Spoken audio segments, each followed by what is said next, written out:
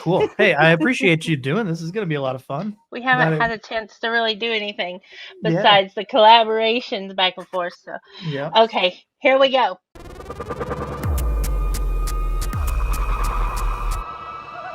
Hi, everyone. Welcome. We are going to be talking with Mandy Moorhall. We're going to be talking about the Tales of Minerva, and then later we're going to have Scobie on, and then maybe after that, an extra special.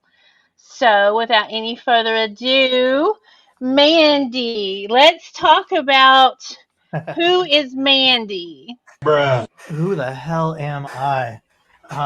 Well, oh, hey, look at that. There I am. Who is Mandy Moorhall? Moorhall. Oh shit! It's amazing. The Cheetos and the beer. That's so good. That's so good. I know you love it. I'm like, so cheesy you are. So goddamn cheesy. Yeah. Well, yeah. I mean, I feel like your entire audience at this point probably knows who I am. But to make a long story short, I'm a farmer. I'm a chef. I'm a satirist. I'm a cynic. I'm all of those things. Anything like that you might throw at me. I make music. I do stand-up comedy. All of those things. And my government name obviously isn't Mandy Moorhall. It's I got the name sort of playing around with how Marilyn Manson's name came about, where it was you took Marilyn Monroe and Charlie Manson and combined them. I basically did the same thing with Andy Warhol and Mandy Moore. Voila, the name Mandy Moorhall just presented itself. And I've been a notorious internet troll for, I don't know, going on 25 years now. And Mandy Moorhall was just one of many names that I used when I was doing this stuff, and it was the name that I was using when I invented what I'm most famous for, which is Rick rolling. I invented Rick rolling, and I write about it in the book. What? So that's what I'm known for, and what I'm famous for. Very few people know that, when they're talking to us in the group, they're talking to the guy who invented Rick rolling. But it's cool for all the people on the inside to really know that they got some royalty amongst the group. Really. Oh yeah. Some long in the tooth there, huh? I mean, I invented Rick rolling over 20 years ago, and that made its way to national people across the world. I'm not sure if they Rick rolled in space yet, but we can Rick roll in space eventually. Yeah. So for the audience who has never heard of Rick rolling and the younger generations, could you explain that? All Explain right. that for us.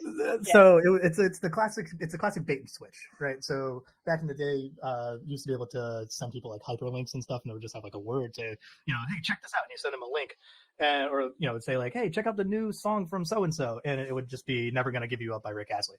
And it's a joke that I invented making fun of a band that I don't like, and there's this band called 25 to Life. They're a notoriously terrible hardcore band. And I was in a hardcore and punk rock band growing up. So, I used to make fun of these guys all the time. And one of the pranks that we used to do, we traveled the country doing this prank, was we would make fake 25 to Life demo tapes and CDs. And we would put stuff that would be ridiculous, like, Jamie Josta from Hatebreed on saxophone, 1994, 25 to Life live, right? Just like overly ridiculous things that, anybody who would see it, they would pick it up. And if they put it into their tape deck, it would have 30 seconds of basically like, noisy punk rock, and then Never Gonna Give You Up by Rick Astley. So, and the main the main punch of the joke is that the name of the singer is Rick to Life. So it's a joke that I was playing on the singer of the band by switching up, to Rick Astley. So that's how Rick rolling was invented. It was an old esoteric punk rock joke. And I took it to the internet, and it fucking exploded from there. Sorry for my swearing. I don't know if that's going to get you demonetized or whatever, but money's the root of all evil. So whatever. I'm not monetized, so cuss away. That's the Hell yeah. beautiful thing, isn't it, about not being monetized? Yeah, we're gonna curse it up. And this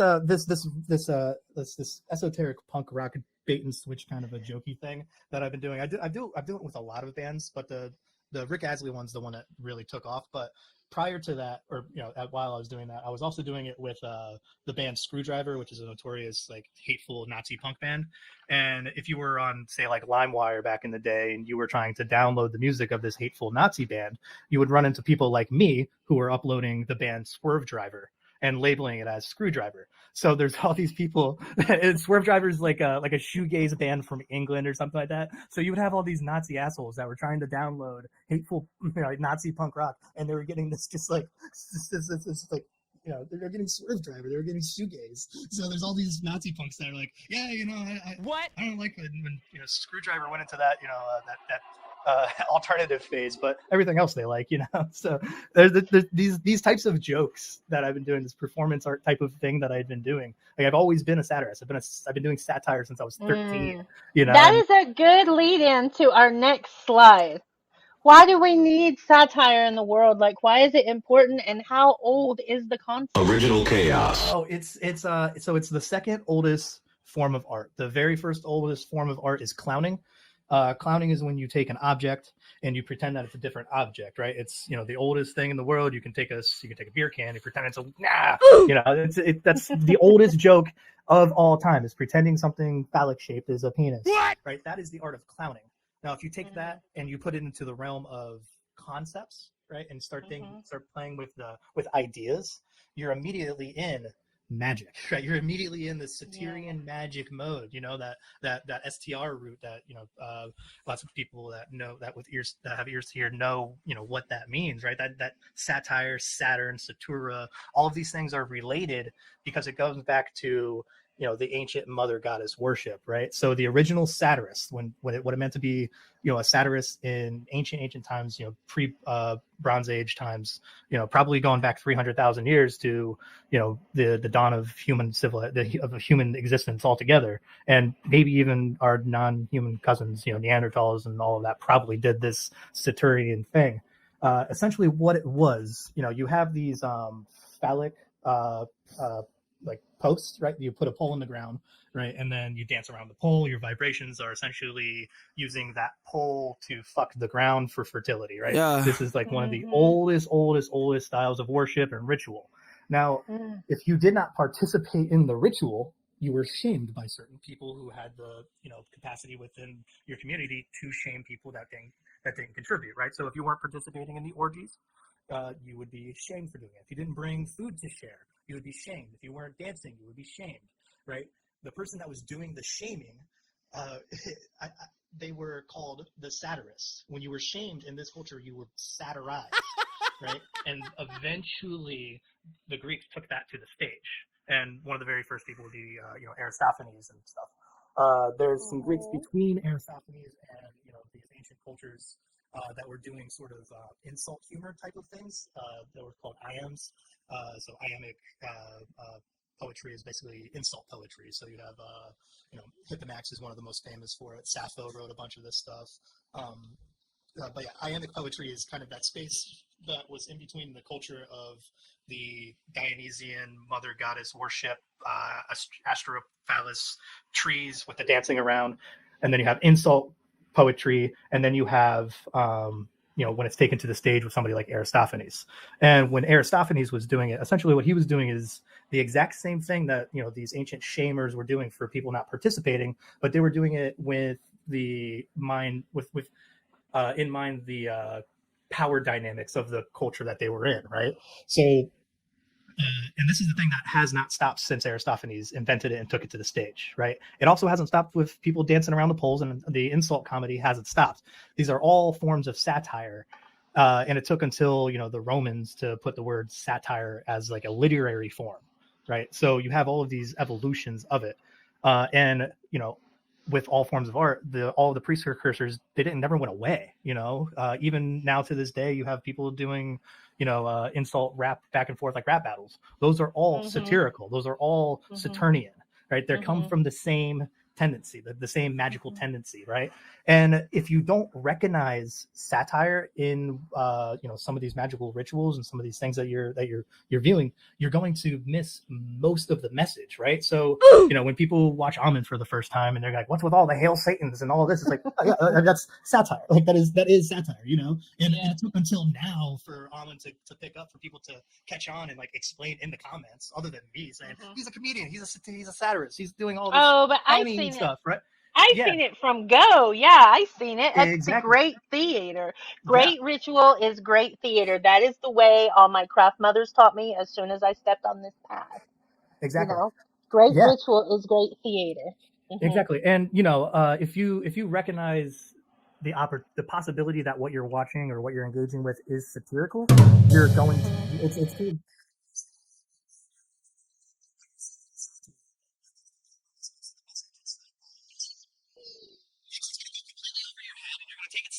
and you become there's not actually a good word for it, and I'm not clever enough to coin the word for it, but there isn't a word for a person who falls victim of satire or doesn't get it or isn't in on the joke, right? Fool, I'm a fool. Like and I'm a satirist. I fool people, but that's not necessarily the point of satire, right? The point of satire is sort of to make you think about the power dynamics within your culture and all of that stuff, right? And to keep you from climbing up too high on that horse, right? Exactly. It's also keep you humble.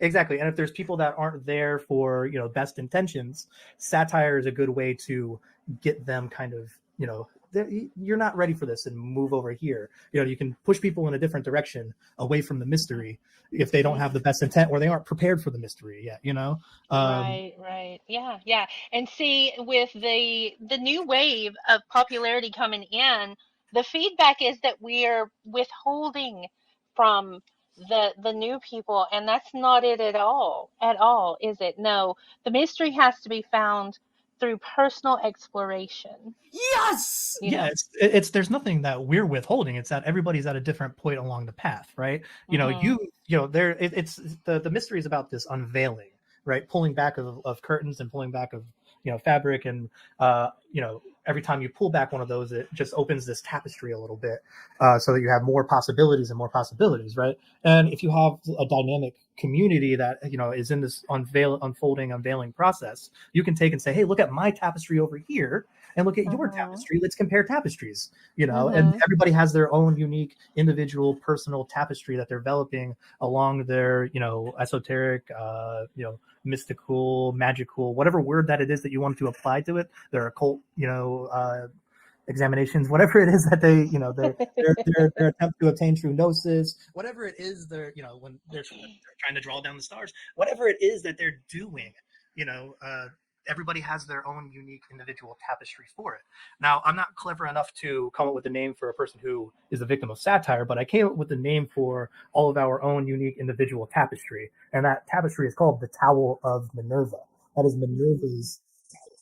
Right? So I put the word to it, and that's one of the things that satirists have always done, and that's within the satirical tradition, is coining of words and coining of new words, right? A lot of people don't know that the word esoteric has to have air quotes around it, otherwise you're pronouncing it wrong, because it was a satirical word invented by Lucian of Samosata to make fun of the concept of exotericism. What? Right? The concept of exotericism, messages that are available to the public, not had a word for it for thousands of years, but it took until Lucian did this Greek revival, and whenever it was, 150 AD or whatever it is, according to the Gregorian calendar, which is irrelevant, doesn't matter.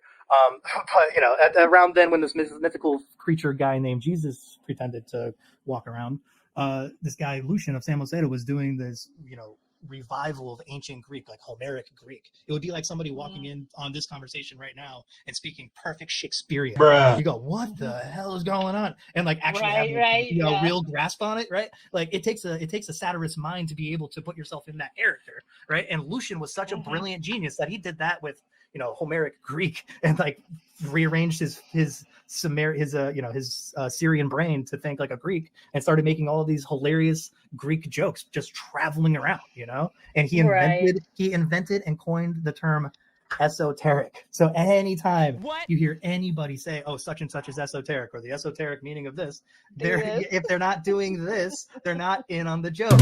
They don't understand. They don't, right? They has to have quotations around it, otherwise you're pronouncing the word wrong.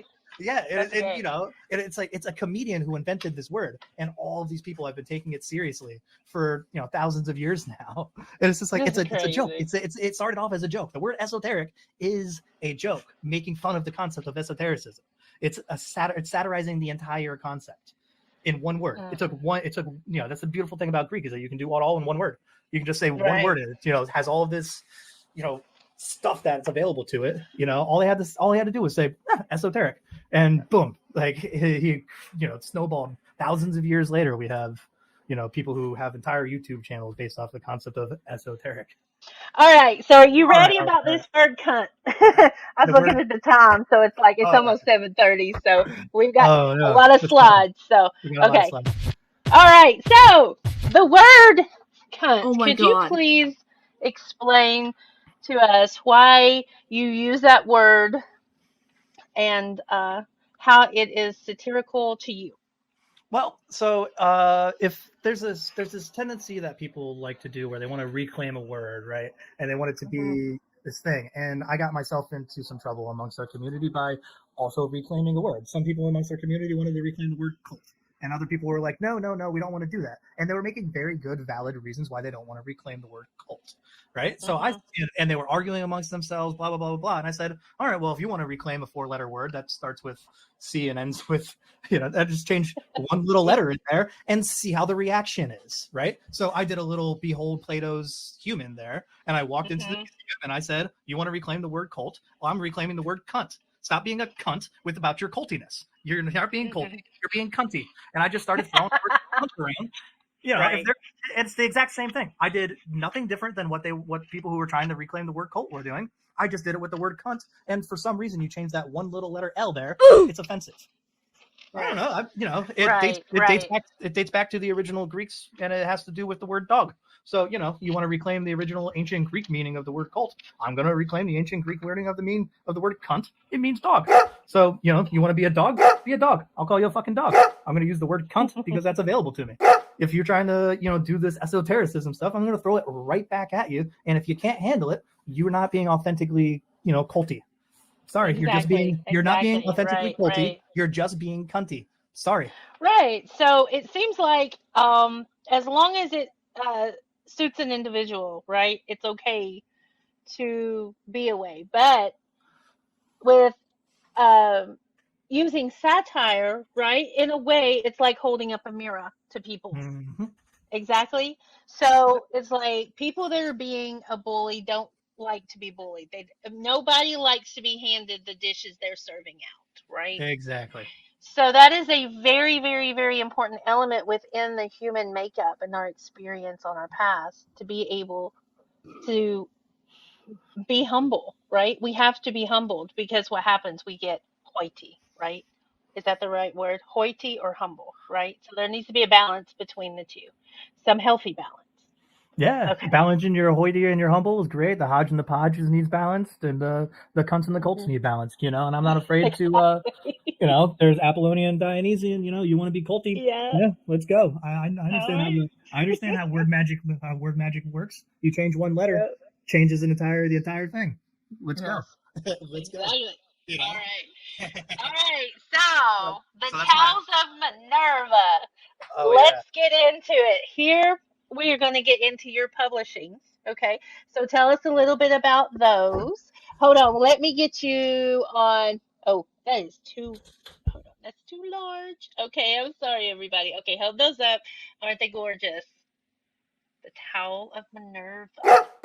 Yeah. Love it. So Okay. the Towel of Minerva is my satirical, conceptual, creative art project that, it's a way for me to, get all of these ridiculous comedic, philosophical ideas on paper, and while doing my best to also be true to a lot of the original sources. So much of the comedy and the jokes and the wit and stuff I'm pulling directly from people like Hipponax. I'm pulling directly from people like Lucian, from Aristophanes. I'm and as well as taking jabs at a lot of modern philosophy and such. So Aristophanes has this absolutely amazing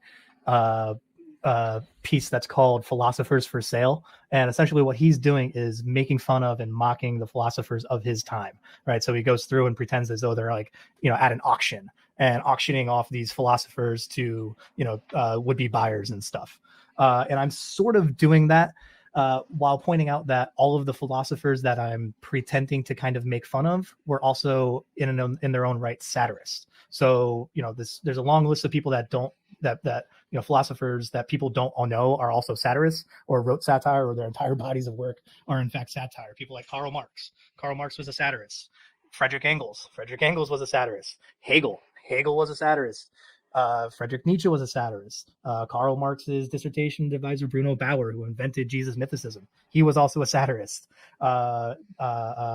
One of Nietzsche's and Bruno Bauer's mutual friends, Max Stirner. Max Stirner was a satirist. Voltaire was a satirist. All of these philosophers understood the importance of satire when it came to philosophical thinking, right? And I dubbed that particular group of satirists the German silly Billy school of philosophy, which they all take their influence from Lucian, right? These are nerdy Greek people, like Greek readers. These are people who read Greek from the day that they're from their childhood growing up, right? Who would probably make Amun look like an amateur as far as their grasp on the Greek. You know what I mean? These are people that were from a young age trained critically on the Greek, right? And they had that German mind going on. So they were doing the Greek through their German mind and having all of these connections that aren't available to us in our English language with their relationship to the Greek, right? Like our Greek is our language is very, very barbaric. We have this like bar, like we're so bad at trying to communicate anything in English. That's why anything that's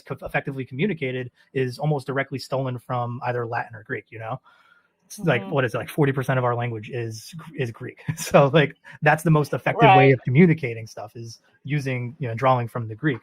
Whereas the German silly Billy school of philosophy, they recognize that, there's all of these things that they can do within their language that isn't available in other languages. So they're making jokes to themselves in German back and forth to each other. And if you don't know the jokes that they're telling, it's never going to make any sense to you. You're going to read their philosophy and, you're going to have communists and fucking fascists and all of this stuff. When in reality, there were just people making fun of those ideas, mocking those ideas, saying this is just, silly stuff that, if you don't have ears to hear, you're going to take it literally and do terrible things. Or you could be a satirist and just mock the entire concept, like all these brilliant German philosophers were doing back in the day. Right. So let's go to the Tau of Minerva, Volume 1. Now, Liberty is born on the backs of the dead that haunt my doorstep at 4 a.m., possessed by spirits and out of the arms of their commanding officers.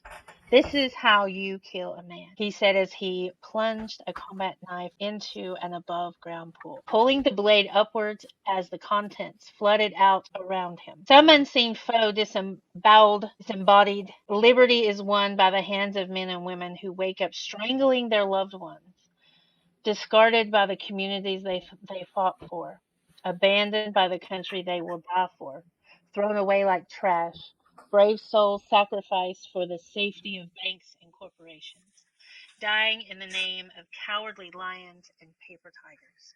That is so powerful, and it heralds the realism of how we treat the soldiers after war. And a perfect example of what come to mind for me was the Vietnam War. And the reason this hit me so hard was because I had a stepdad that was a Green Beret in the Vietnam War and an alcoholic. And that part that said, wake up strangling their loved ones. Okay, I have seen this man do that. In a sleep madness. And that really, and I was 14 at the time, that really showed me how complex the brain is and how crazy war is and how wrong people are to treat other people as if they are just the scum of the earth because they went to fight for a country that, everyone is supposed to have this national pride for. So please give me some background and some input on this and where it come from and what helped you influence you of it. Well, so this is actually a poem written by Grandpa Leather, who was a singer in my band growing up, and it comes from the first section of the book. So the way that all the books are formatted is the first 1/3 of the book is essentially my chorus of frogs. So my friends who are poets, people who photographers, musicians, anything in between. I think you even contributed your grandmother's carrot cake recipe. So this is the area that I use to platform all of these creative types that don't have a platform for themselves, right? And the reason that we chose to open the book and the entire project with this poem is because so much of like literature and human history is about these these great men, these kings and queens and soldiers and warriors and all of that conquered their enemies and yada yada yada. But we don't think about all of the damage that was left in their wake, right? It's just traveling along the story from the point of view of of Napoleon, for example, right? So all of Napoleon's battles. But like my interest is, what about all of those damaged people that are left behind, right? What about all the people that are waking up in terror at night, because they have they're they can't handle it mentally, it just blows my mind. And I felt like instead of taking and seeing this entire project from the point of view of like a great man, I'm trying to see it from the perspective of an everyday person, right? From the downtrodden, the forgotten about, the different, the weird, the queer, all of those things. That's what I'm trying to focus my work on and philosophize for and from those people. You know what I mean? That's beautiful. So, and soldiers are one of those that are just forgotten about, the amount of houseless people that are there because, they can't get work because they're missing a limb or whatever. And we just don't take care of the people. But, we have all these politicians that, people worship and praise. It's like, well, the person that's on the street is there because of a decision that this politician made. And this politician's a millionaire, but this soldier that went over there and fought, now they're missing their limbs and they can't work and they're homeless, right? Like they're living on the street. Right. Or, yeah. It just I just want to point out the absurdity of admiring these great men throughout history. Like what about the everyday person? That's what my interest has always been, is what about the everyday person in all these stories? What about your average farmer that was around during the flood of Noah? Like, what about those people? Oh, well, they just died. Well, yeah, we're looking at everything from Noah's perspective. What about all of the dead people that are floating in the in the ocean? Right? There's tons of dead bodies that are swollen and bloated, and what about all of those dead bodies? How do you account for that in the story? Like, they don't, which is how you know that they're fake stories, right? So I'm being a satirist, but I'm trying to be an openness with like as real of an appeal to emotion as possible. And if you can't, gather that this is philosophy for the everyday person, it's not philosophy for you. If you view yourself as an aristocrat or a special person, like, whatever, this isn't philosophy for you. Sorry. This is philosophy for the everyday person. And is it true that good satire punches up? Always punches up, correct? Always punches up. Punching down is like beating a dog. And that's the worst. Anybody who would lay their hands on a dog is a terrible person who deserves to, be crucified and burnt at the stake, and skinned alive. It's no different. And that's why I invented the Cerberasian school of cynicism. Right. That's where we're at right now. Yeah. What the dog doing? Yeah. So tell me about this school. So the Cerberasian school of cynicism, we take our philosophy and our performance art and all of these things. We draw our lineage directly from the original cynics, from Diogenes, and from starting at Diogenes and working your way up. And Cerberasian cynicism isn't even a thing that I invented. Lucian invented Cerberasian cynicism in Dialogue with the Dead, right? So he has the catabasis where you go down under, right, into the underworld and you travel. Lucian did this with and focused and followed cynics on their catabasis, their guide through the underworld. Obviously, you don't drink from the first river; that's child's play. So you go through all of that, and you have to have certain things in your pocket so that you can make an offering to Cerberus so that you can get back up. Right? If you can't get back up, then you haven't completed the catabasis. This is like most of the main story of these going under. Right? On one end, you go under, but you got to go back up. Right? And if you don't know how to get past Cerberus, you don't have ears to hear, and you're never going to get back up. Right? And if anybody ever claims to have gone to the underworld, all you have to do is ask them one simple question, and that question is, how many penises does Cerberus have? Does he have one penis or three?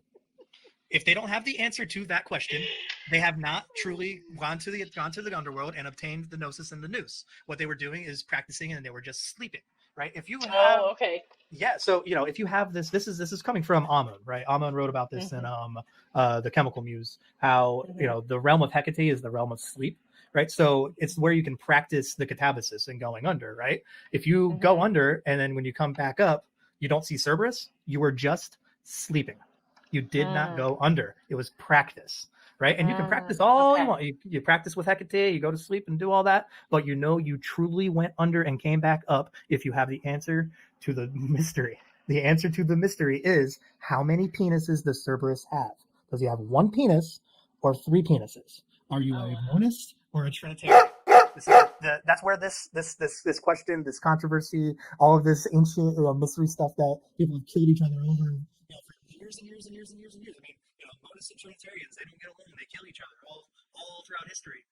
But what they're doing is, people who have gone under, seen Cerberus's penises, come back up and argue with, oh, well, when I went under, he had three penises. When you went under, he had one. Was it one very large penis? Was it a regular sized penis? Describe Cerberus's penis. Well, we'll describe all three of Cerberus's penises, right? These are the stories. This is the back and forth that you're having all over the place, right? Jesus died and came back three days later. Yeah, that's how long it took him to go back under, So Orpheus knows how many penises Cerberus has because he went down and came back up, and Heracles knows how many penises Cerberus has.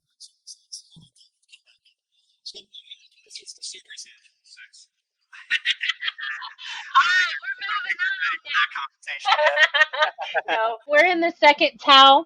Okay, I'll read this one too if you like. Amazing. Greetings, seeker of wisdom. Welcome to the Cerberisian, to say it right? Cerberisian school of cynicism. Just as the ancient Greek cynics embraced their dog-like essence, we elevate this notion by invoking the enigmatic triad of Cerberus to unravel the intricate tapestry of philosophical thought. Here we follow our nose to obtain the gnosis, as well as the noose, which is protected by the three-headed guardian of the underworld, Cerberus. In our esoteric sanctuary, we assert that throughout the annals of human cognition, triads prevail as cosmic echoes of Cerberus himself. Each triad, be it in philosophy, mythology, or even the mundane aspect of existence, serves as an inadvertent invocation of which threefold embodiment of vigilance and introspection. We embrace the notion that every triad from the philosophical trichotomy of thesis, antithesis, and synthesis is the mythical triumvirate. What the fuck is that word? Triumvirates of gods and heroes, echoes the profound essence of Cerberus. The three-headed guardian serves as a metaphorical key to unlock the gates of perception, revealing the interconnectedness of ideas, beings, and realms. Whoa! Okay, wait. Tell me, what is that word? What does that word mean? Triumvirate. What does that mean? Well, so part of the book, right? Part of the reason that we use some of the language the way that we do is so that if you come across words that you've never seen before, you're encouraged to look them up, right? And this is part of, really part of the process. Like the other day, somebody, I think somebody we're close to was reading the book, and they never came across the word autochthony. So they looked up the word autochthony and got themselves down a rabbit hole of how these words were used and throughout history. Right. And all that. And part of what I do is that I promise I'm never going to hold anybody's hand through anything or actually directly answer any question that is ever asked of me. Oh my god! So my best response to that would be to recognize that you're doing something exactly right by asking, what the hell does that word mean? What the fuck? Exactly. Right? Yeah. So that's what I would do. So going, what the hell does that word mean? Is what in Hades? What does it mean to the Cerberosian, right? To the Cerberosian. So you can look up any word, right? It has its exoteric meaning, right? So what does it mean up here, right? To the average person up here. And then you ask the Cerberosian question, what the hell does that word mean? What the hell? What does it mean when it's coming out of the hellhound's mouth? Because the hellhound speaks in trifold time, right? It speaks past, present, and future simultaneously. So part of the reason that I'm hesitant to answer the question, what does triumvirate mean, is because I don't necessarily know what it's going to mean 100 years from now, right? Which is, so it meant something in the past, it means something now. It also is going to mean something different in 100 years, but it also means something different to the Cerberosian that goes under. So what the hell does that word mean is the proper question when you're engaging in this book and you're coming across fun words in the book. Yeah, well, I love it. I'll look the word up, and then I will know. And those of you who are watching, you must look it up, so you will know. You have to look it up so that you can look it down, right? You have to understand what it means here so that you can understand what it means in hell, right? Okay. You have to look it up now in the dictionaries that are available to us. And then when you come and go under, you know what the hell that word means. So this is all to prepare you for going under. And you have to understand that when you're going under, there's all sorts of built-in traps and snares. There's frogs that are going to annoy you and distract you from going and going past Cerberus and getting through, right? So are the I'm having a lot of fun. That was great. So essentially, you have to look it up so that you can look it down at the same time.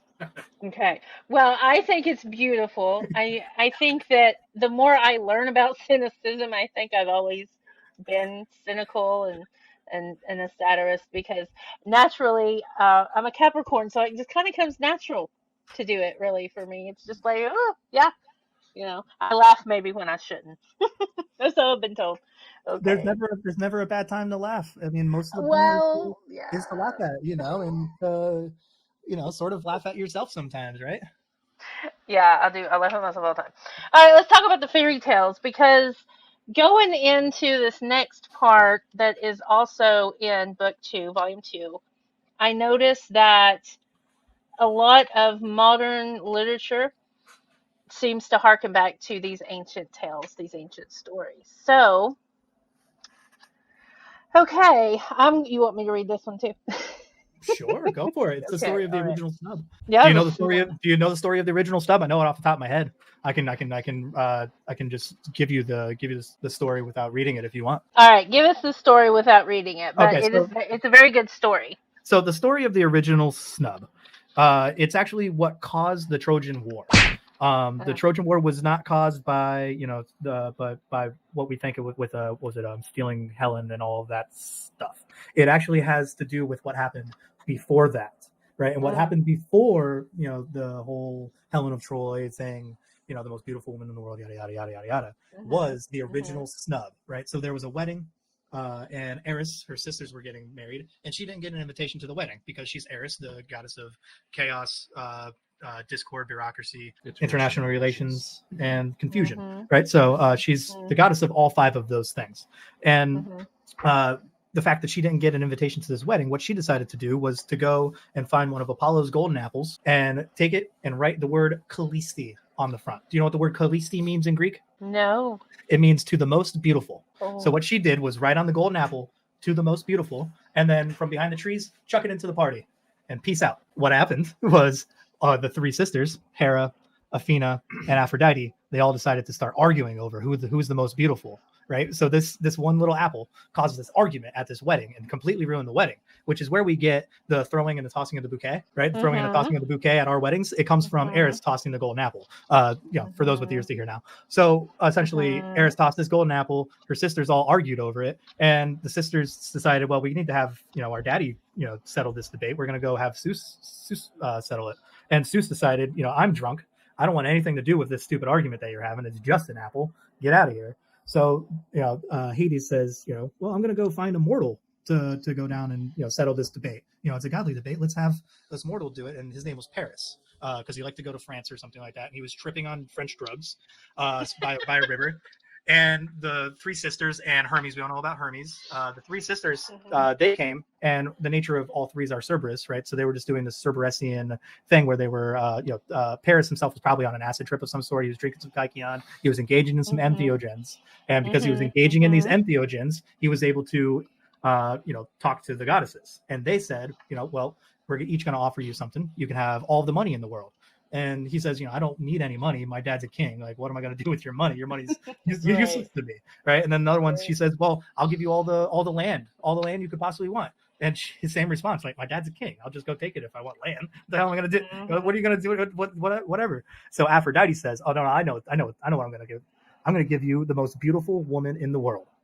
You know who that was? Yeah. Helen.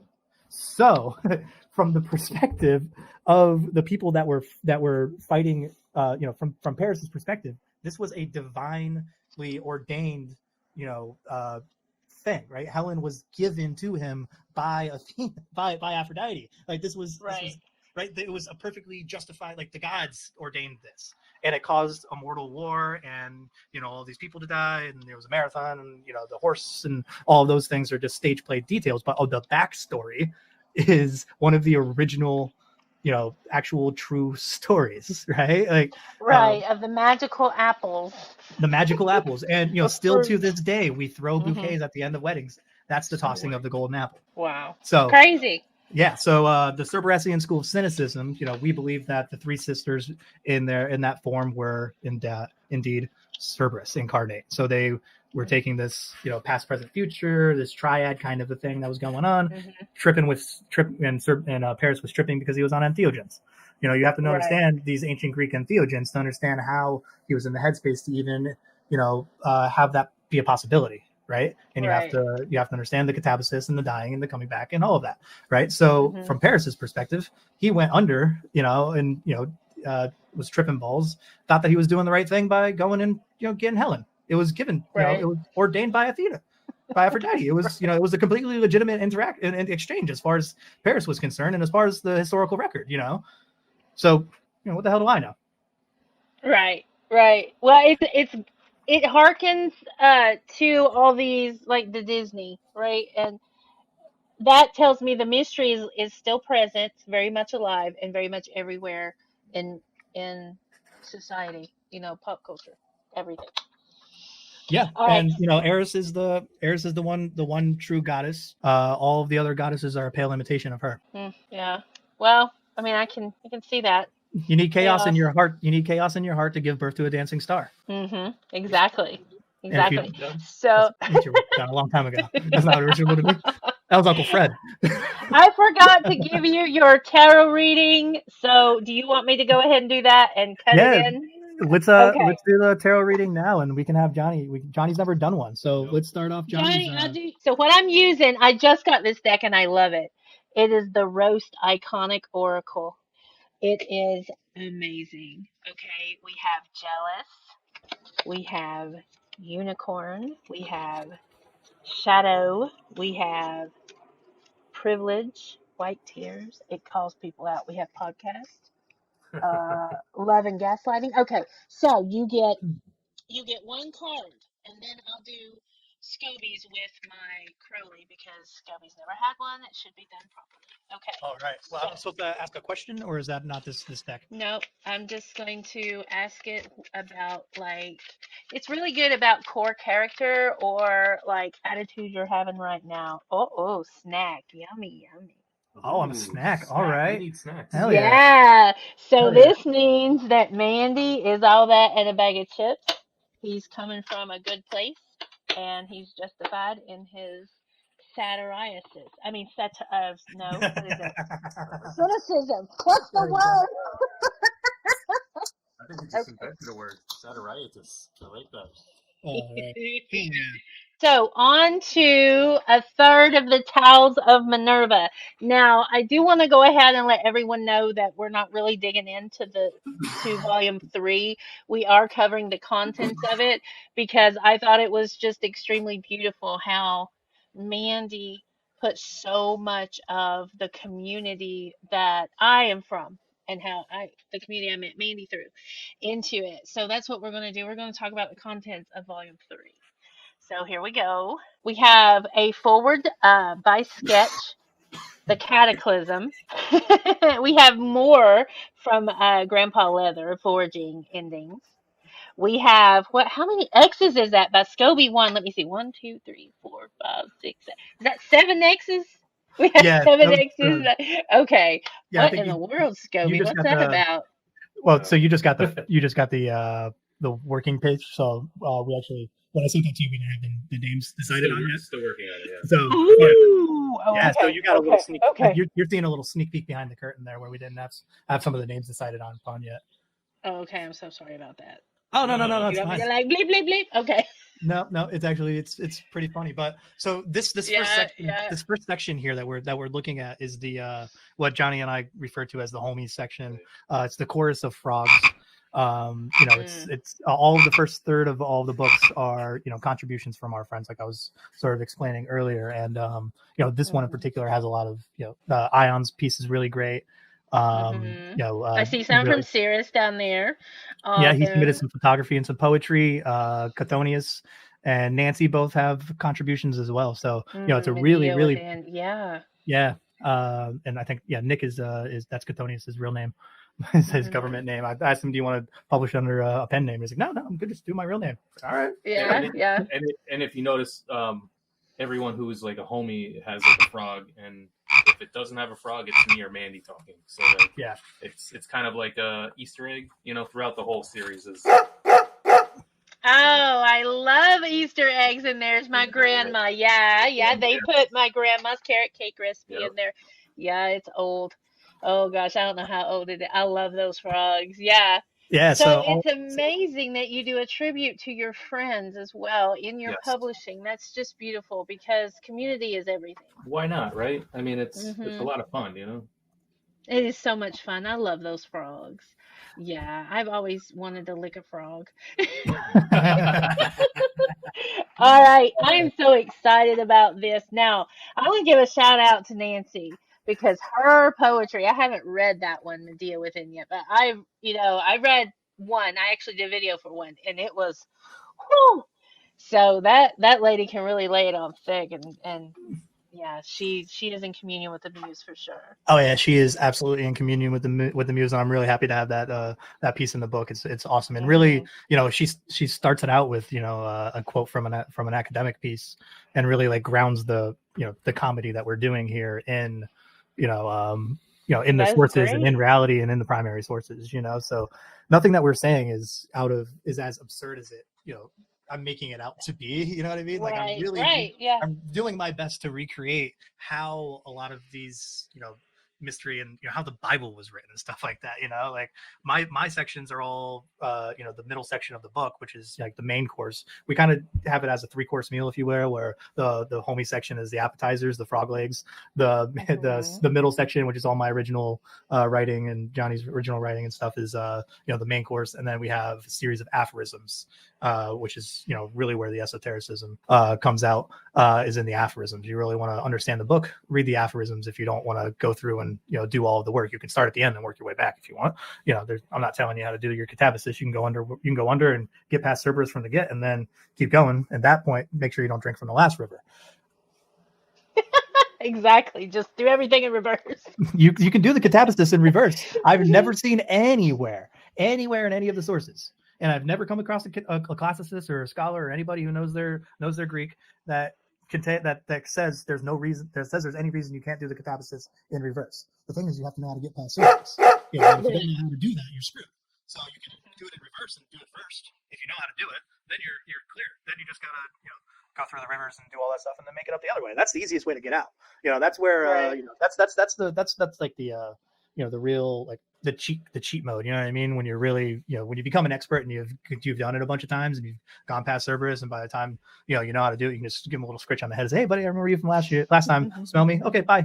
That's playing that level of Mario. You just know where the exactly, Johnny. Where all the goodies are. The best parts of Mario are when you go down the pipe, and then you get into the underworld stage, right? Yeah. You can break through the blocks and then just run across the top to the end. Come back out. Exactly, right? That's the catabasis. We're Mario and Luigi just recreating. This was not pre-planned. No, this was not pre-planned. We're just doing off the top. Mario and Luigi is Super Mario is the catabasis. All right, guys. There's something there. What was it? Persephone? With that. That's amazing. With that, it's Scobie-Wan time, y'all. Oh, it's Scobie-Wan time. All right, we're gonna trade places, and I'm actually really, really, really excited for this. This is Johnny's first public appearance. Oh, Scobie-Wan time. Got my cat over here meowing for you, Scobie. Yeah, that sound like my children crying in the background. None of this sounds the exact same. None of what we're saying right now is dogma. It may in fact be Katma. It's all Katma. Yeah. So that's the super ironic part about our cynicism, is that our cynicism is in fact Katma, not dogma. Exactly. I understand that completely. Okay, Scobie, what an adventurous time you must have had growing up with Mandy Moorhall. I mean, to be honest, he goes, "Hey, I want to write a book," and I go, "What do you mean you want to write a book?" And he goes, "Oh, I want to," and he tells me the thesis and his ideas, and I'm like, "Okay, that's great. How are we just going to write a book?" And he goes, "Well, you'll figure it out, Johnny. Johnny, you'll figure it out. Go here's my ideas. I give you a bunch of literally text messages that you have to like click on, and it expands. You know what I'm saying? Like it shows up like this big, and then it's 4 pages of just, what the fuck did you just send me, dude? And I have to cipher through it, and I'm like, I don't know. You want me to turn this into a book? And he's like, yeah, okay. And then I spend hours at night after the children are asleep trying to figure out how to write a book. And eventually, this is where we are now. We are on volume 3. It is brilliant. Thank you. It's a lot of fun. I don't want to be a jerk in saying this, but writing a book is easier than putting a CD out, like an album, like a music album. Music albums, there's so much more work in doing it. I'm not trying to like take away from like writing books. Like I don't want to sound like that, but like it's like maybe it just came more naturally. It was like, well, you put this on the paper, then you make a table of contents. You say this is the page that this section's on, and then you put a picture. It was. I had so much fun doing it. At first, I was like, God, this is so crazy. I don't know what he wants to do. And volume 3, we're just click. Second one took us like not weeks, but it was like a month and a half. The third one was just like 4 weeks to the day almost. And I can just imagine where, especially with this community, just incorporating everyone's stuff, just like bang, let's put it here, let's do that. You know, it's so much fun. It's so much fun. It's so beautiful. Yeah. Thank you. It is it's one so of the cool most to like beautiful things I've seen come from a group of people to be able to collaborate the way that I've collaborating with. Yeah.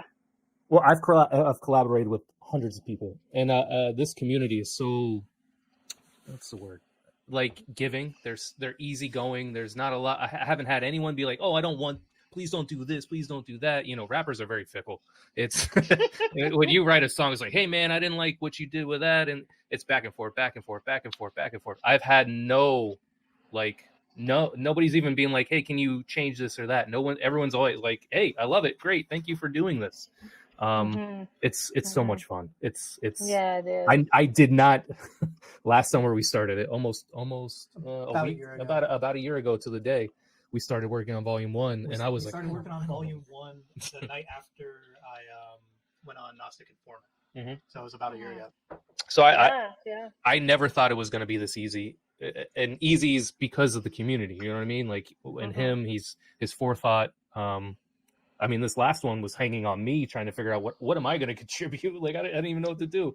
You know, like I even feel terrible because all I wrote in volume 3 was the facts about the Voynich manuscript, which is just like, this is when it was published, this is what we know about it, this is how long it is, and that's it. And I was like, because I want to write about this thing, you know, in nauseum forever, because it's mysterious, nobody knows what it is. I think it's written in shorthand Greek, honestly. I really do. Like, somebody with really bad penmanship in shorthand Greek. That's my current thesis, is that it's just some.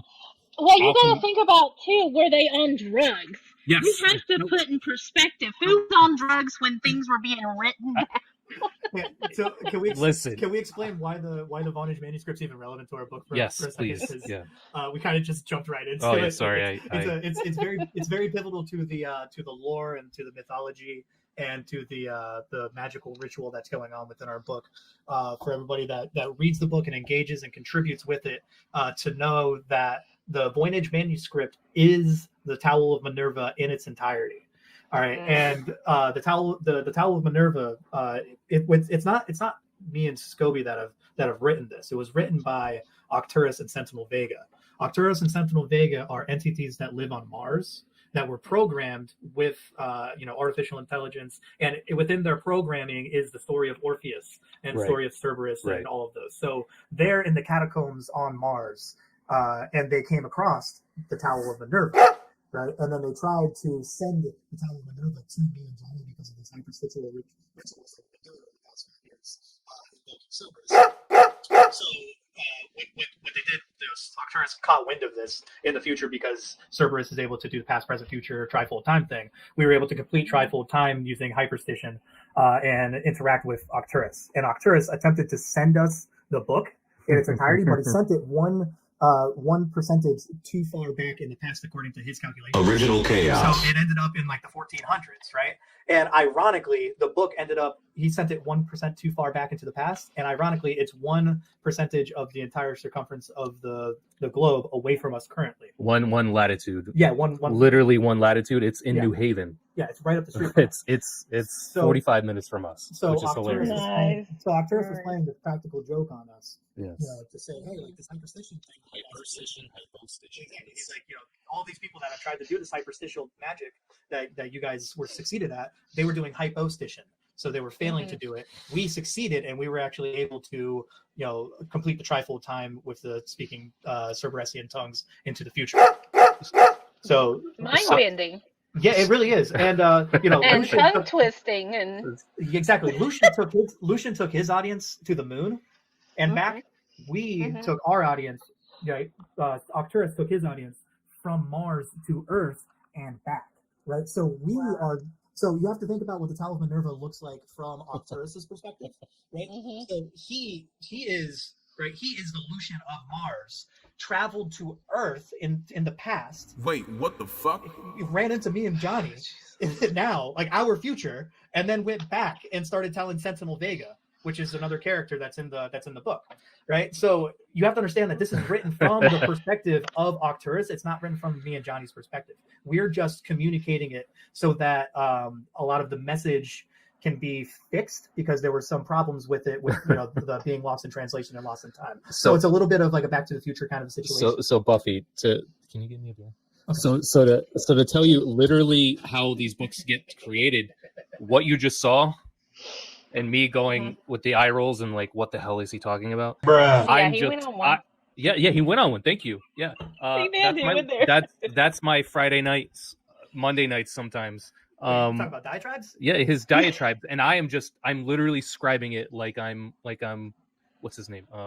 Shakespeare. I'm just writing everything down. I've got notes everywhere. He's a diatribe scribe. Yeah, diatribe scribe. I like Diatribe that. scribe. I like that. Yeah. So yeah. The diatribes were the cynic preferred way of communicating philosophy, was the diatribe. If you look up the history of the word It's true. diatribe, Yes. diatribes was a method of doing philosophy invented by the cynics.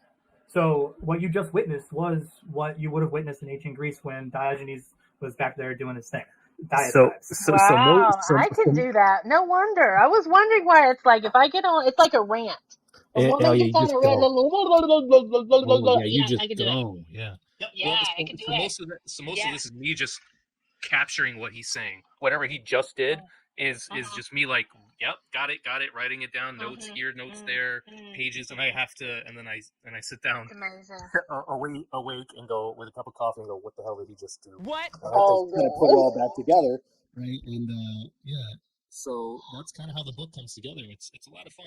I mean, Oh my god. Well, You wanna that's go about there the book. now? I want to go there. This is You where I wanna go want to there? go. I have no idea what this is gonna do Bruh. to our audience, but yeah. So let's find out the pigs. Let's do it. to get there, you have to understand a small part of history of who I am to Mandy. We are blood brothers. He swears he was switched at the grocery store. I don't think that's true. Okay. He swears it. But I'm the older brother. He's the younger brother. Nobody ever believes that because he's bald and I have a full head of hair, and he has a full beard and I have no beard because I have patches still. I don't grow a beard because I still have patches. It just doesn't work. So this story comes out of me driving him to a gig when he was in hardcore bands in either 2005, 6, or 7. That was the years that I was driving him around. He was still in high school doing his hardcore thing. And one night I'm driving him home from a gig, and I don't remember who the passenger was, but somebody was in the back seat, and he's in the back seat with them, hanging out and just talking. And he goes, "Hey, you ever hear about the time Johnny made the pig squeal?" And it goes, he immediately includes me in the story, which I go, "What the fuck is he talking about?" And I'm driving. We're driving. So the drive from New Haven to where we lived is about 45 minutes. And I could literally give you the whole diatribe for 45 minutes of what he did. To cut it short, to keep it in context, he starts telling this person, "Oh, we were driving one night and something happened, and we're driving a car, and this is just a story he's telling this person. Completely freestyle. Free off the Completely top. improvised. This is just Just made unrehearsed. up. Just Made like you up. saw, just what you saw for what 15 minutes, where he On just the fly. Mhm. Jesus, what are you? I can't even keep up with him. But he includes me in the story, so I have to be like, oh yeah. And he goes, Johnny, don't you know that part where this fucking happened? And I'm like, I know. What are you talking about, dude? I'm trying to drive, But anyways, so the pig squealed is the punchline, right? So it's not ruining it for you as a listener now, but if you were the person in the back seat of the car, he's just talking and he goes, Johnny drove, and then he picked the pig up and put him in the trunk, and we drove the pig around, and we took him to the farm, but the farm didn't want it. It wasn't the farm. It's all this, just like he goes, oh, we went to this place, but they didn't want that. And it's like, it's kind of like, have you seen My Mother? I don't know if you have kids or not, or if you read children's books, but it's kind of like, that's not my mother. This is my, it's like a story like that, where it just keeps like, it changes every page. Every page is like, what are we doing now? Oh no, we're talking to this person. So this goes on for 45 Kind of minutes. like if you give a mouse a cookie. Oh yeah, just like if you get a mouse a cookie, he's gonna want a glass of milk. He's gonna want this. I love. That's Yeah, I a good one. love it. And That is my kids such are a that good age, one. which give Yeah. it. If you give a glass, they made it into a cartoon now. By the way, it's super Oh, I good. love that. It's really really good too. But I was reading my daughter that last summer, and I remember she's like, oh, really into it because she wants a cookie. Oh, obviously, who wrote that book? If you read that to a kid, they want a fucking cookie. Fuck you. That was messed up. Don't do that. This is bedtime. This is nap time, bedtime. Exactly. We can't Right. get a fucking cookie now. Come on. You jerk. Whoever wrote that. I don't know who that was. We gotta throw that in there. But it's like that story where like it goes here and then it goes there and then it goes here, but it all comes right back to like the pig squealed, and it's like, what do you mean the pig squealed? And it was like, can you tell the punch? So much buildup. Yeah, So much buildup. But that's the whole point. Have you ever seen the Aristocrats? Have you seen that movie or the show or whatever, the story, whatever it is? There's several iterations. There's a joke. There's a Netflix one, whatever. It's like that, where it's just like you just keep going and you're just trying to keep the other person like engaged, right? So he's just doing this, and he goes, and Johnny hit the pig with the car, and the pig squealed, and it's just like they're like, what, Johnny, you hit a pig? And I'm like, dude, it's been 45 minutes, you haven't caught on yet? Like, Jesus, are you really? Where is your? And it's like, because I'm included in the story, I'm like, oh yeah, and it's. But this is just what he does to me. He does it to me all the time. And exhausting, I'm sure. No, it's great. It's not exhausting. You go to the spa? You go to the spa for yourself? Take care of yourself? I meditate a lot. I sleep in a hammock. So, but that's just who he is. And this is what he does. And this book is the same kind of thing where I go, what the fuck do you want to do tonight? He goes, oh, I want to do this. I'm like, all right, I guess we're staying up till midnight. Do you know the name for that style of storytelling? No. Do you know the name for that style of storytelling? Mm-mm. It's called a shaggy dog story. Oh yeah. You sent me info on that. Yeah, so that's what that type of, and our book, it's cynicism. So shaggy dog stories, it's obviously going to be the way that I'm going to tell a story, right? Yeah. And it dates back to the Cynics. Like, it's a way of doing comedy while circumventing, your typical audience and all of that. You know what I mean? Sort of making fun of the audience, to their face a little bit. Yeah. It's almost like a roast. I love it. Without them knowing it's a roast. You know what I mean? Like. Right. It's the audience is part of the story without knowing they're part of the story. Does that make sense? Like, because if you talk to because I can imagine if you talk to a really smart person, they would catch on to this very quickly. Like, oh, you're fucking with me right now. But at some point, everyone has a point of breakdown that you can get through to them, where this can just happen. Does that make sense? Like, exactly. I've seen it happen, and I've witnessed it. Obviously, I've been I've been the recipient and the person a part of it. I think it is very much like a lot of people in the South have a way of telling you to go get fucked without without you really realizing that you've been told to go get fucked. Bless your heart. Yeah, so I totally get that completely. So I love that you brought up the South.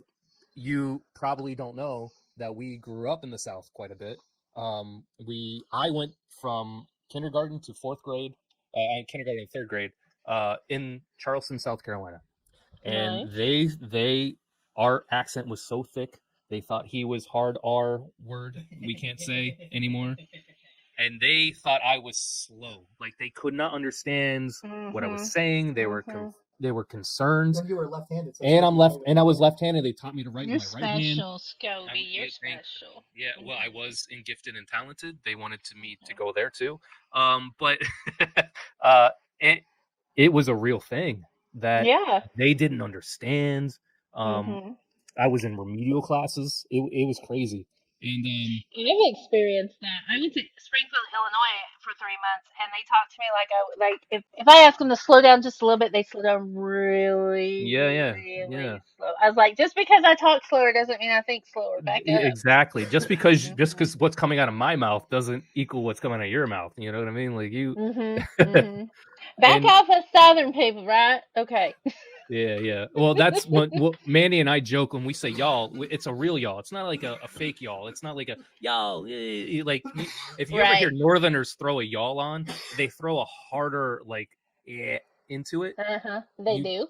I mean, you can feel it, right? I'm saying y'all. It's like I'm not faking this y'all. I'm saying y'all. What up? What's good? Hey, dude, y'all. Yes, my y'all is authentic. Thank you. It's y'all. Better listen. My y'all is authentic and it's inclusive, right? I don't care who you are. You're a y'all or a dude. To me, everyone's a dude or a y'all, and that's just where it stops. Everything is a guys or guys. It's guys. Yeah. Guys. Yeah. Plural is like I don't care who you are in the room. I'm like, hey guys, what's up, y'all? Yeah. Hey guys, y'all, how you doing? Scobie, I think you're fucking amazing. Thank you. I think you are amazing. I think you're a wonderful brother. I can sense the love that Mandy has for you when he talks about his brother. It's really awesome. I appreciate that. I think it's great. So, what I think we could do now is go to watch the video. That's special. Let's do that.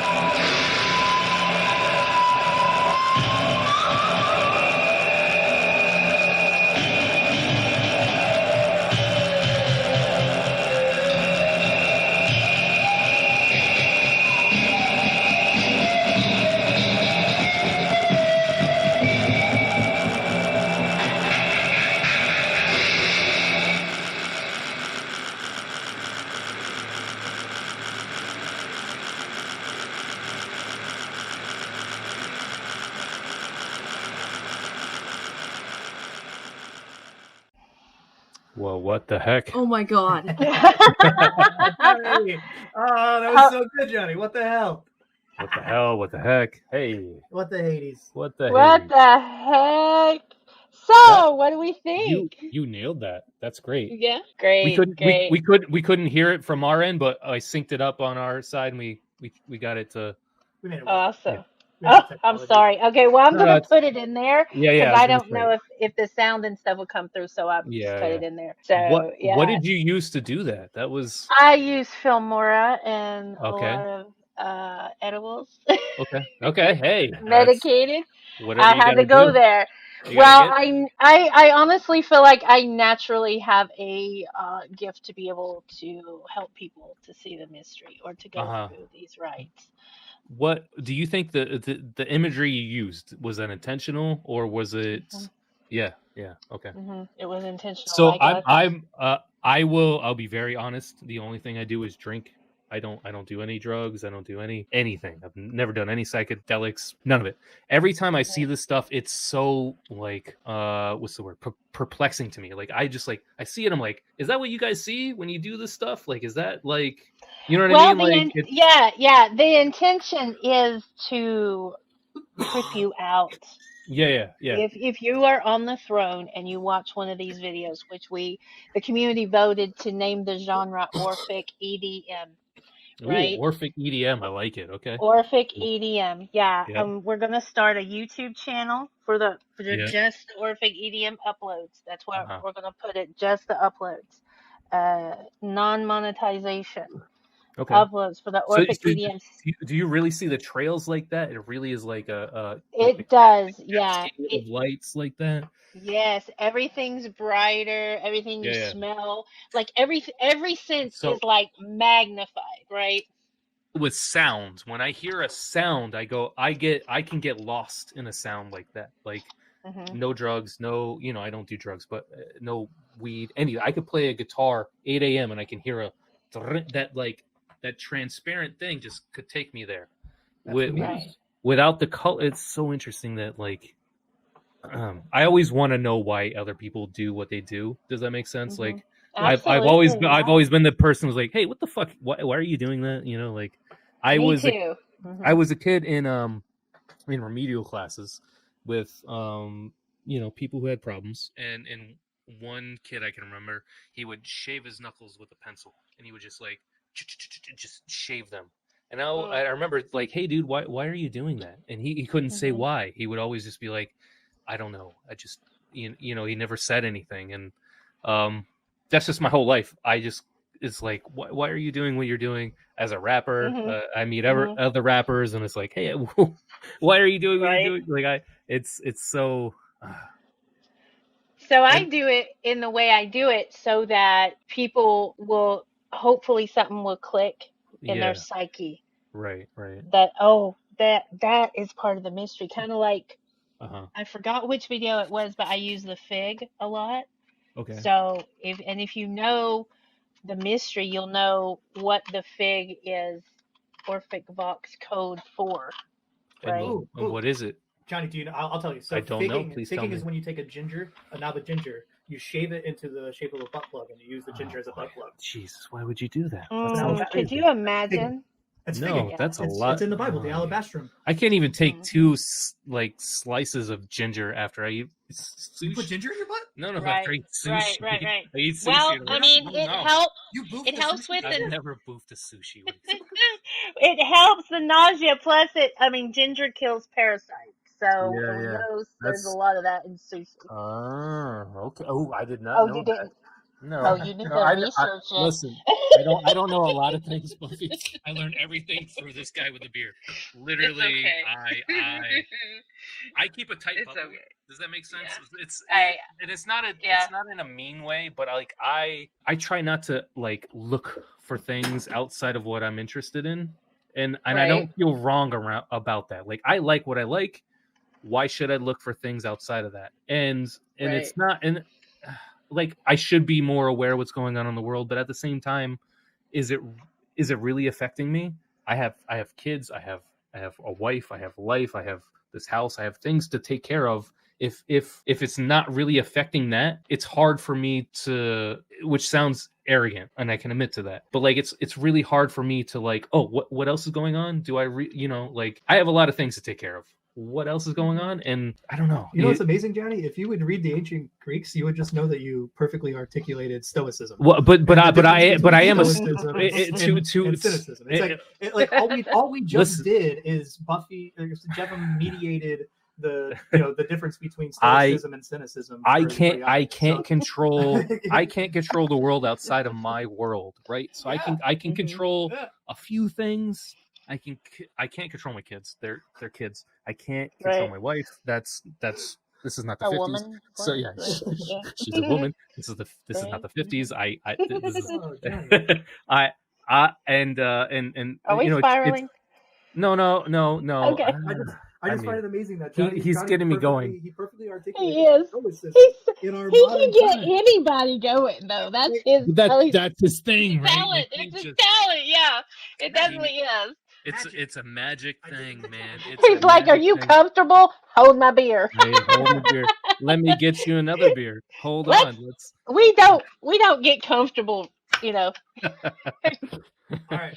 So with the reading for Johnny Oh first yeah. ever All right, reading. all right. Tarot card reading. So I'm gonna stop the recording and I'm gonna do the reading, because that's your private, and unless you want it on there. Oh no, we can do it public unless there's You some want weird it? shit. Is there weird shit? I mean, I've never done this. Is there like weird gross okay. stuff? Like I'm pretty. I don't know. Johnny. Well, I mean, I'm using the Crowley deck, and What does that mean? What does that mean? Frida Harris was a great artist, and it wasn't until you get into, like, I have one oracle deck that was painted in human blood. So I mean, there are What? decks that's like that. Yeah, it's painted in human blood. I had to have it. I knew. Well, You hey, know, to each their own. ADHD craves novelty. Yeah. Jevem yeah. craves novelty. I So have 6 I knew it guitars, wasn't. so yeah, It I wasn't. understand. I have 62 decks, and that one I had to go in the collection. Okay. Yeah. My one of my best friends has tarot cards tattooed on his arms, right by his where your elbow meets your bicep, kind of thing. He also worships Mhm. Jesus. He loves. Yeah, I have a look at my ankh. You see my ankh in the grave? What's that? Is that what is that? It's an Is it the ankh. same thing? Is that the Dionysus thing? What is that? Is that the? Oh, I love it. That's the. The what? Three, and there's the Orphic egg. That's Orphic gorgeous. eggs. Yeah. Okay. All right, Scobie, here we go. Okay. This is gonna be. You're gonna tell me I'm getting a so millionaire with Okay. the second most popular podcast in the world? so happy I get to. Super No, fun. Oh, damn no, it.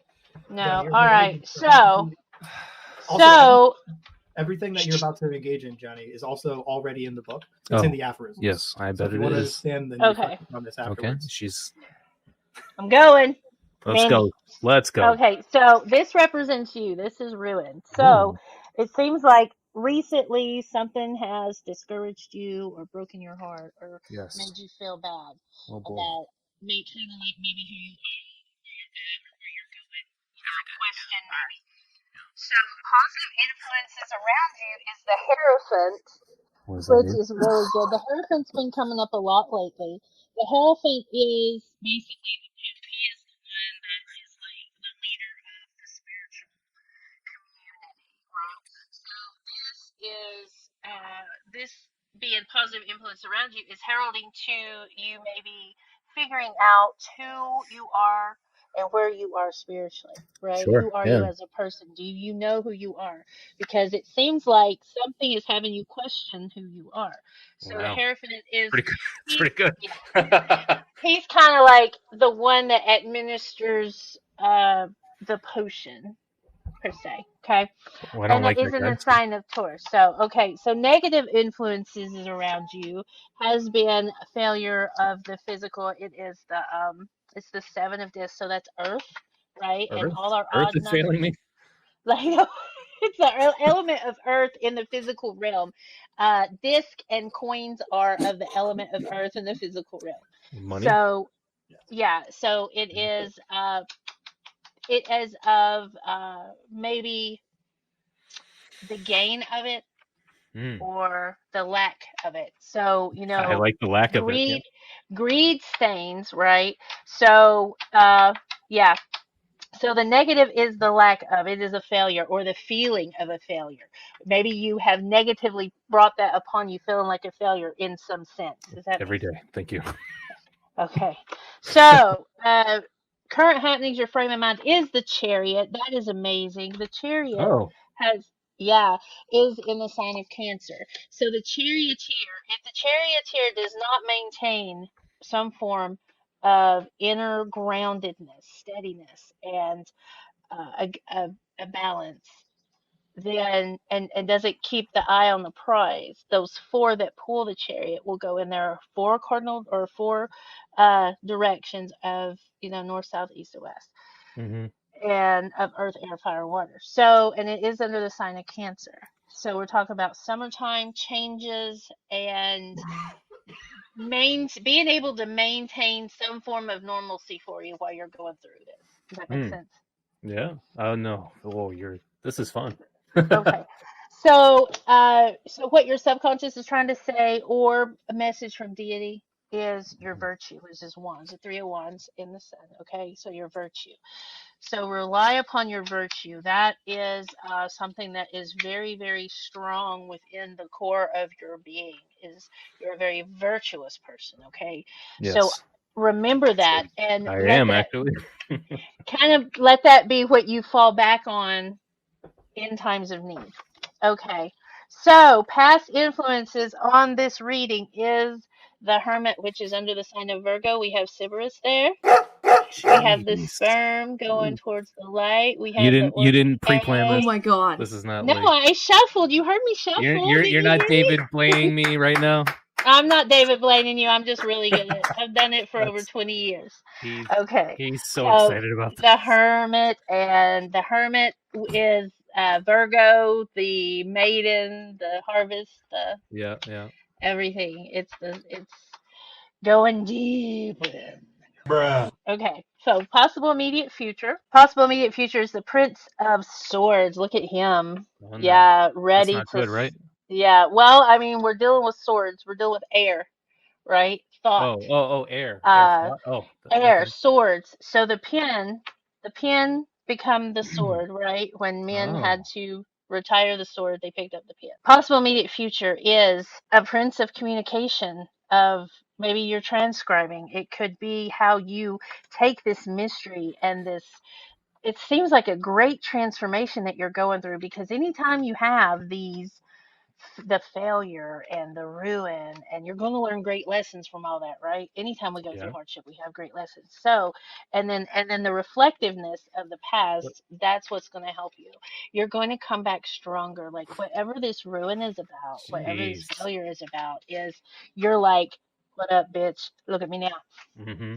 Okay, so fears and attitudes, interference. There's your fear. Your attitude is, can I do it? What are the obstacles I have to overcome? What can I foresee? You kind of want everything kind of planned out before you get there, Yes. right? I would Yeah. hate to do Yeah. vacation with you. Are you the type that wants to plan everything for the Yes. vacation? Okay, so That's I that's am. here's your No, fear and no, no. attitude, right? You mean on vacation? No, I'm a let's just sit at the beach vacation person. Oh, But okay. The process of going on vacation is the planning. Literally, yeah. In Mhm. order to be there, I have to plan it. So like, Right. yeah. No, Right. that's not misleading at all. Yeah, no, it's Okay. this is so much fun. Okay. Please, All next right. card stage wins the lotto or writes a platinum You're hit. not going to hear about the lotto, but okay. Thoughts and opinions of your friends and family. I love everyone. I don't know what's going on. It's the Tower. Was that good? So somebody is very privy to these feelings of ruin and failure. Yeah. Okay. They see it as you being your own worst enemy, possibly. Sure. hmm So that's just telling you the Tower is like your friends and family see it. They see what you're going through. It's this just diabolical situation from the perspective outside looking in. Okay, results of actions and Super thoughts fair. and final outcome. Okay, so I don't know what's going on. It seems like we have the Princess of Cups as results of actions and thoughts. That's usually the sign of a young maiden, Pisces, Scorpio, or Pisces? Cancer, possibly, Okay. of a young girl. So we're dealing with think of like young love and innocence, and they also herald messages. The pages and princesses, they herald messages in the tarot. So, but I usually read them together, results of actions and thoughts and the final outcome. And the final outcome is another 3. What's the other 3? That was the virtue. Oh, okay. So your virtue here that your subconscious was telling you about, Yeah. that 3 is going to lend strength to this 3, which is sorrow. So we have, like, I don't know who this female is, right? but somehow there's some sorrow that's going to be gained through this failure and this ruin that you're feeling. I Hmm. don't know who this is involving, but I'm going to shuffle for further information about it. Do you know what I'm talking about at all? Does it Maybe. okay, Maybe. okay. Because sometimes when we do things that It hurt could other go a lot of people, ways, honestly. Like it's okay, okay. Yeah, like Well, Cerberus, follow your nose. yeah. What I got out again, I got the Ace of Wands, which is fire, which is a new passion, ooh. and then we also got the the Four of Swords, which is truce. So there Truth. could be an So I like argument truth. coming up. Truce, yeah. So it could mean that there's maybe some hurt feelings and some disruptions, maybe some misunderstanding, because when you're dealing with the swords, when you're dealing with air, here's the 3 and here's the 4. So right after Oh, this sorrow comes the truce. a lot of So it seems like, numerology in there, huh? oh, yeah, and well, it's like a lot of growing pains. So that's what you're growing pains in a relationship, whatever. Uh, Whoever is involved here with you, and or however this is affected uh, onto other people. Does that make Hmm. sense? So is this present, past, or future? Is it? How does This that? is the now. This is the now. This is the Okay. now. Yeah. This is the right now. The past was the Hermit, and the possible Yeah. immediate future Yeah. was the Prince of Swords. Okay. Mhm. How immediate? Like right now or Yeah, like tomorrow right or? now, this is the energy flow that we're feeling right now. Oh, okay. In the room. Yeah, yeah. Mhm. Well, that Mhm. makes a lot of sense actually. Mhm. Mhm. So Okay. that card that had the 3-headed dog, which card was that? That was the Hermit. A hermit, right? That's the That's Virgo amazing. card. How the Mhm. fuck? So can you tell me more about this card? I would love to hear about The it. Hermit card. Okay, the Hermit card is other 'Cause sign of the Virgo, Well, because I feel like right? a hermit, if that makes any sense. I Yeah.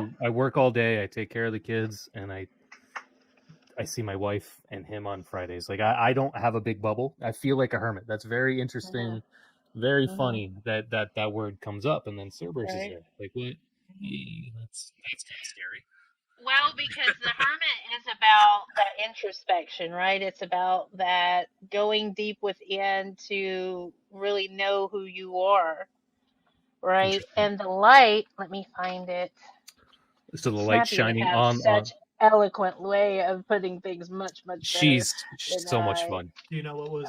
So we're dealing with he's peeking into the cosmos. See Yeah, the Orphic yeah, egg there? yeah. I So see it. he's Yeah. peeking into the cosmos, and the light of Lucifer that he carries with Cerberus Which is the there. good god or bad god? Can't see. Who knows? Anyways, go on. Right. Well, it just is. I mean, Is I like that. It just is. Oh, I like it that. just I'm gonna use that from is. now on. It just is.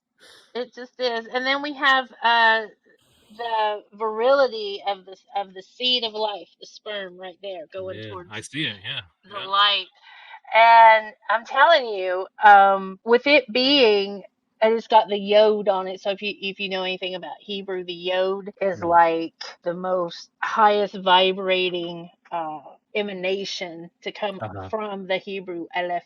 It resides in all the other letters, kind of like all the other elements reside in the element of earth. All the other Hebrew letters hold the yod, and the yod is like the little squiggly that looks like a snake. So It this looks is like good, a right? snake. This okay. Yeah, yeah. So I I speak in mean, good and bad, so you got to tell me, hey, this is good. right. Well, this is neither good nor bad. This is a rite of passage for you, Scobie. Oh yeah, well I This am is a going through a rite of rite of. yeah. This through a is rite of this is passage. herald of your rite of passage of what Yeah, you're yeah. going through. It's going to make you stronger. The possible immediate future was the Prince of Swords. So it's like you're going to be like more literate and enlightened and poetic with your words because you're stronger. You know, you went through it, you owned it. So That's cool. yeah, Man, it this is is cool. fun. Yeah. Love it. I love it. I've never. Closest thing to this is I played with the Ouija board once in like 2009, and my wife, girlfriend at the time, now wife, would have. She said, "You summoned a demon." I'm like, "I didn't do it. What are you talking about?" All right, well, I am going to close it. I want you, I'm not, you don't have to go yet, but I'm going to close it. I want to say bye, everybody. Thank you for watching.